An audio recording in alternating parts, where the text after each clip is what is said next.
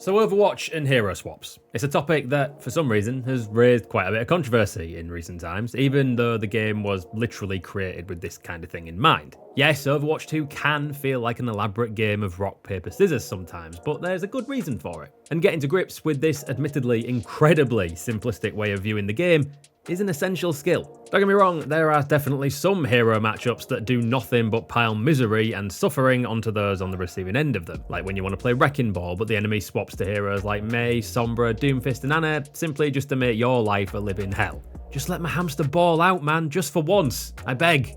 However, for hero swaps within the same role, tank v tank, DPS v DPS, support v support, most of them, especially in the lower levels of the game, can be won through a simple game of rock, paper, scissors. Unless you and your opponent player are either stubborn, playing for pride, or are simply incredibly comfortable on one or two heroes and want to stay on them at all times. So let's start simple, shall we? There's no better example of this rock, paper, scissors relationship in Overwatch 2 than the three-way role swap nightmare that can be Winston, D.Va and Zarya. D.Va counters Winston, Winston counters Zarya, and Zarya counters D.Va. So why is this the case, and why should it come with a gigantic disclaimer underneath it?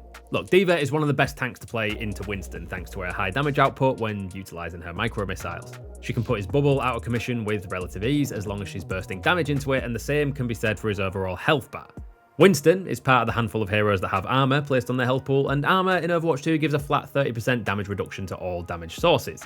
And this is a key part as to why D.Va's micro missiles are so effective to use on Winston. While your teammates on DPS will obviously still be able to shell some decent damage into him, D.Va can pretty much delete all of his armour in one fell swoop when combining it with her primary fire, leaving him infinitely more vulnerable in a fight. So when a Winston dives into your back line and you're on D.Va, flying into him while using micro missiles and her primary fire is a sure enough threat to make him reconsider his options of engaging in a fight in the first place, and will leave him at a constant risk of being deleted as a fight begins. This will, however, change if they swap to Zarya, suddenly leaving the D.Va player at a massive disadvantage. And again, big disclaimer on that one. Zarya is incredibly effective against D.Va for one very simple reason. Her primary fire is a beam, and D.Va's defense matrix doesn't block it. Pair that with a high amount of energy, and you'll be peeling away at D.Va's health bar like it's nothing and farming a ton of ult charge for yourself. And you can use D.Va's abilities against her if she's diving onto you or your supports, with the burst damage from her kit giving you a ton of energy for your particle barriers. But here's the thing, swapping to Zarya against the D.Va isn't a matchup that's immediately won as soon as it's made. More skilled D.Va players will decide to play at a distance from you. They'll know when to stop firing when a particle barrier is used, and positioning in such a way that it allows them to eat a graviton surge with their defense matrix. The disclaimer is that the paper can occasionally wrap itself up in the scissors from time to time. Keep that in mind going forward, alright? So let's say you're losing the matchup as D.Va into Zarya, and that's when you decide to swap into Winston. A prudent choice. Winston is very effective against Zarya for one reason in particular, his shield. Winston can block a lot of her overall damage output, which reduces her effectiveness by a huge margin, and could be the difference between being able to keep your team alive versus your team just being run over by her. The shield is also incredibly useful in terms of separating Zarya from her team, as since she's a tank with low mobility, being able to block the line of sight of her supports means that you can get her in a bubble and attempt to have your team burst her down while her supports can't get near her. So that's simple then, right? We've boiled Overwatch 2 down to its simplest components and established that yes, it's a game of counter picks and rock, paper, scissoring your opponents to oblivion. Except kind of not really. Look, obviously there's a lot more to Overwatch 2 than a simple game of rock, paper, scissors. The sheer amount of abilities and utility in the game makes it a little more complicated than that. Like a game of rock, paper, scissors if the rock had a nuke strapped to it, and scissors had the disarm codes for that nuke, but you could only use them at certain times. This analogy might be getting away from us a bit. Counterpicking becomes less of a problem the more team play you have. So if you're 5-stacking with comms, attempting to switch your playstyle and approach based on the other team's comp and what map you're playing on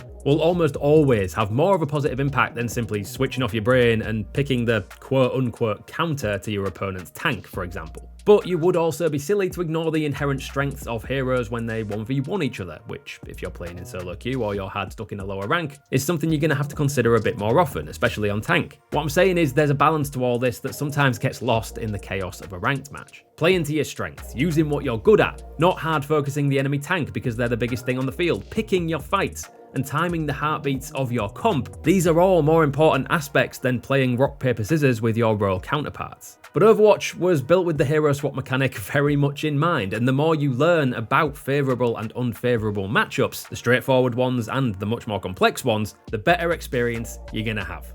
You don't have to learn every hero, you especially don't have to be good at them all. Sometimes just knowing how they work and how you can bypass their strengths to push your own is the one thing you need. to start seeing that victory screen pop. That's our thoughts anyway. What do you make of all this counter-picking controversy flying around? Let us know down in the comments, and if you want to see more Overwatch stuff like this from us here at GGRecon, consider giving the sub button a tap for us and check out these videos here.